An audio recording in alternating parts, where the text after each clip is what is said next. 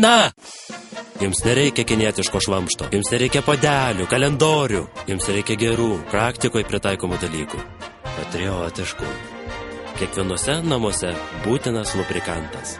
Stilingi lakierkų vidpadžiai, kašio aikštelės vištų kiaušiniai, krepšinio stiliaus futbolo kamuolys, atsarginė koja, skaitomiausia knyga Kaš Marijos žemėje.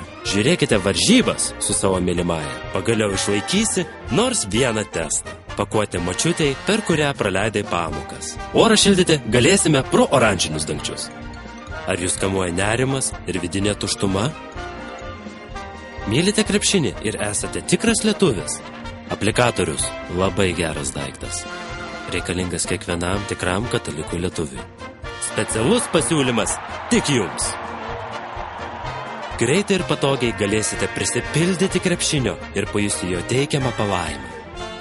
Galėtų kubilius visiems užpirkti, kaip Zuokas užpirko oranžinių juodų dviračių. Turėdami savyje krepšinio, jūs būsite 40% geresni krepšinio fanai. O nusipirkę pašventintą bažnyčioje, aplikatorių ir kamuolį, jūs būsite 70% geresni fanai ir patriotai. Aplikatorius – puikus pasiūlymas jums. Su juo jūs pajusite vienybę su krepšinio šalimi ir jausite vidinį pasitenkinimą. Tik šiandien ir tik su šituo puikiu aparatu krepšinis prieinamas vidiniam vartojimui.